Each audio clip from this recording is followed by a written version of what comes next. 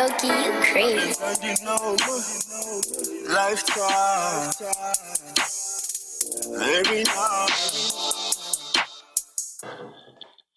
It's another episode on Mentors Mentality. I am Sabelo Shongwane, otherwise known as Coach Sabza.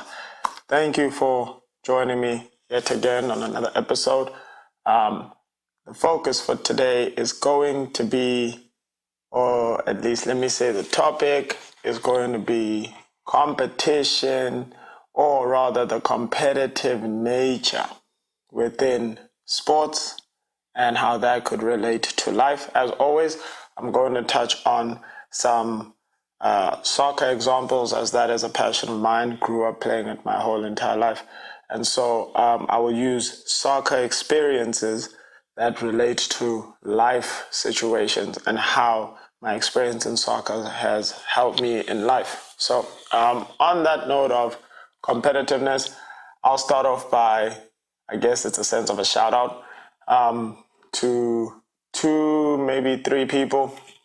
One would be Tami Sobeko, a very close friend of mine.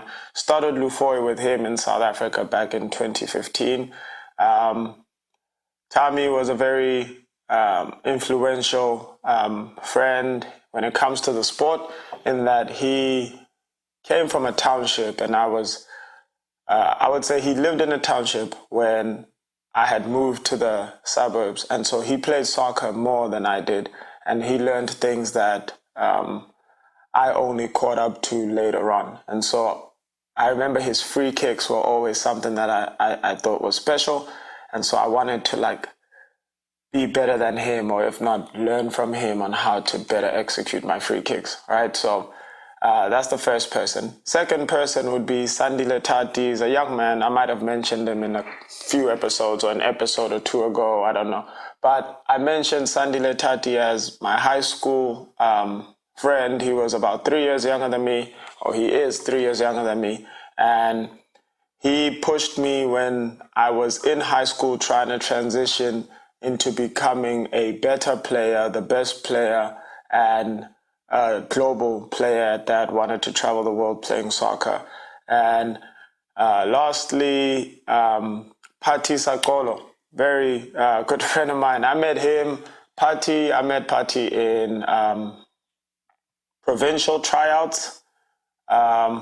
Actually, before that, we played a game against Pati's school, and I was at a high school called Bishop Bavin in Johannesburg, South Africa, and he went to, can't remember, it was Saint something, one of the Saint schools. And I remember vividly this moment where, at this time, I had matured when it came to free kicks, thanks to Tommy, right? But I remember Pati taking a free kick in a game, and I thought to myself, why is he standing like Cristiano Ronaldo? Right? That was the first thing that crossed my mind. I was like, he's a wannabe, probably just, thinking if he stands like him, he can kick it like him. And lo and behold, he kicked a pretty good free kick. That was a very good free kick, honestly. And he scored, and I watched the technique, and I thought to myself, wow, okay, this guy is not just faking it till he makes it. This is who he is, clearly, right? And in the same game, I scored a free kick late in about the last 5 minutes of the game. I scored a free kick. My technique was more like Ronaldinho at the time. And so the game ended 1-1, but I had a lot of respect for Pati after that game, because he was a very impactful player on his team, and so was I on mine. And so I say that all to say, shout out to those guys. They played a huge role when it came to teaching me how to accept competition and how to allow competition to push me to the next level, right? In today's day and time, you look at Cristiano Ronaldo and Messi, which is the going on debate about who's better. And, there's talks about how Messi has pushed Ronaldo, and hardly talks about how Ronaldo's pushed Messi. But, as a sportsman, I believe they pushed each other for sure. And as a result, we get to see two very good players going at it for the Ballon d'Or, which is the world's best soccer player award, year in, year out. And, it just goes to show how competition can be beneficial, not only for the individual, but for the people around them or watching, those that are inspired, right? And so I remember moments in just away from the field, moments in life where I felt challenged, and I can't say I ever looked at challenges as a downer or a downfall, more so as a inspiration or motivation rather. One example was like in 2019, I had already started LUFOY here in America, and a friend of mine that I used to go to college with started doing private sessions and, coaching kids. And so I felt obviously that there's competition there, right? My first thought was, okay, he's doing something similar to what I'm doing, but it's not necessarily the same because I have my X factor. And so I always need to be aware of that. But I also appreciated that there was competition because it allowed me to stay sharp on how can I ensure that the clients that come into my program experience something that is different from his. Because I'm sure from time to time there'd be clients who want a session with me and I'm unavailable, and so they reach out to somebody else or vice versa, right? And so I always want to make sure that I satisfy my clients' expectations, and most of the time I like to exceed expectations, but that takes time when you're doing things the right way. And so just going through that experience, I could remember moments where I was comparing drills or exercises, and I was thinking, how can I make that better? And it's not to say I don't have the mindset or the drive to always improve. I definitely have that. But I'm just saying that competition forces you, right? Whereas without competition, you have a luxury of making the decision when you feel it's convenient, at times procrastinating. So competition, in a sense, can also help you avoid, procrastination. And so learning those things, I was appreciative of the fact that I had gone through those experiences in soccer, and I never folded in those moments under pressure.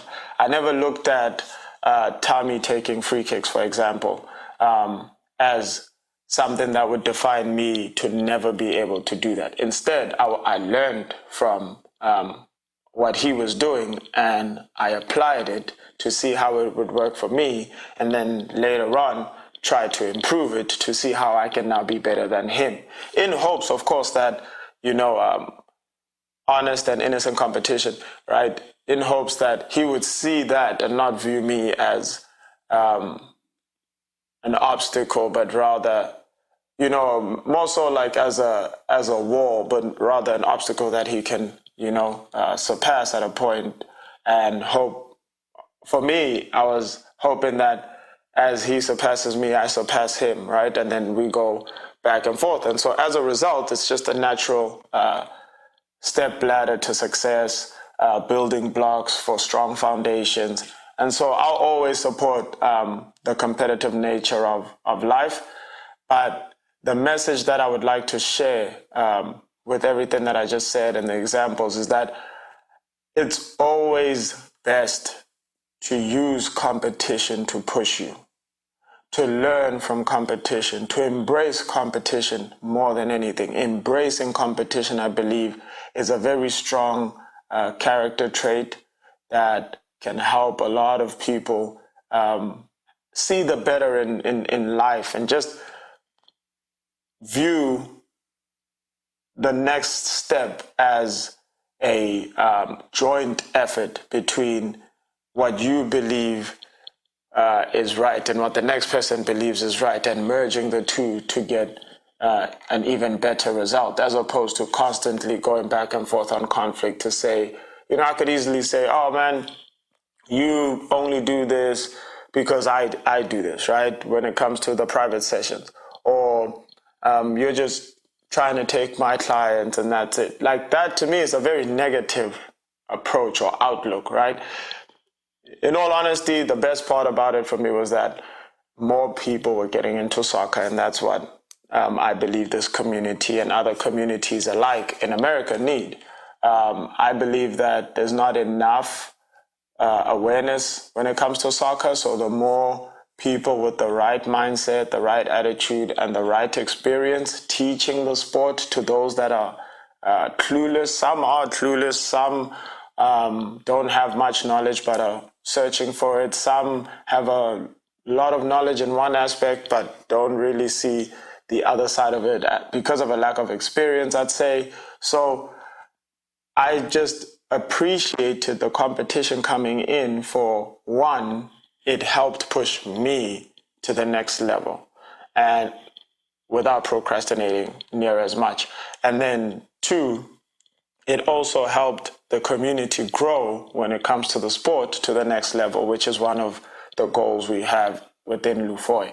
And so I choose to always embrace competition, and I thought that this message would be important, especially for those that have a negative mindset or a negative approach towards certain things in life, as opposed to embracing them for the better and seeing the benefit that would come from taking in the competition, right? I mean, if somebody gets a better grade than you and you get a better grade than them, and then the next result is they want to get a better grade than you and you want to get a bit, that both people are succeeding. And thus, I believe is the best response, but also the best answer to, the ongoing argument between who's better, Cristiano Ronaldo or Lionel Messi, right? The difference is Lionel Messi seems to be more natural at his ability, never changed his style of play from youth all the way to,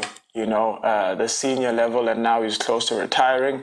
And so obviously if you do things more so the same, you're going to end up mastering that trait at some point. And I believe Messi mastered that trait at a younger age, and at his prime, he was phenomenal.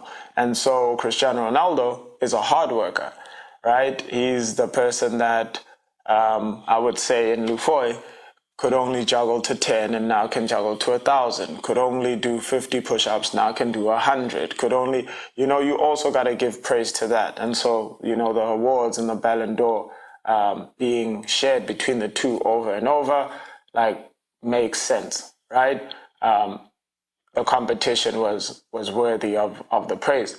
I do feel like, just a side note, okay, speaking on the Ballon d'Or, I feel like that award right now is not fair. There's a lot of goalkeepers who have issues because they believe they don't get the same respect, which is fairly true. Nobody counts the number of saves that the keeper does as praise, right? There's goalkeepers who get assists because of great distribution. There's defenders who stop the very same forwards who score goals year in, year out, but they never get praise. And all we ever talk about are the guys that score, right? And then there's different rules every year on the Ballon d'Or as well. One year it's the most goals. One year it's if your team wins the Champions League and the World Cup. The next year, if you just win a Copa America, then you're deserving. So there's a bit of biasness to it. And for me, it really kills that competitive nature and drive within players. So those are what we call politics.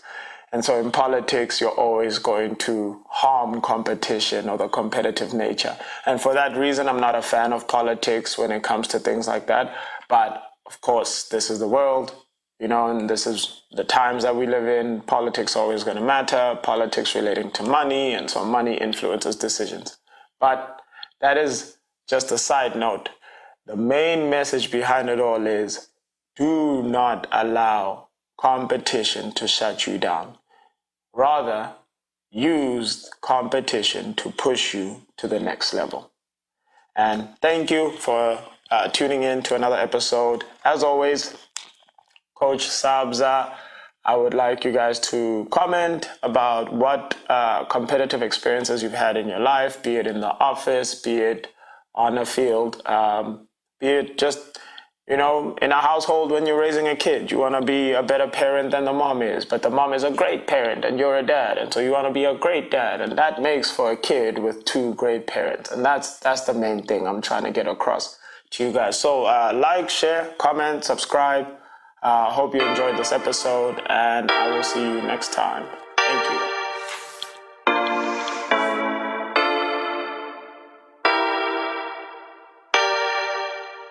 Damn, Floki, you crazy. Lifetime, every night, outshine.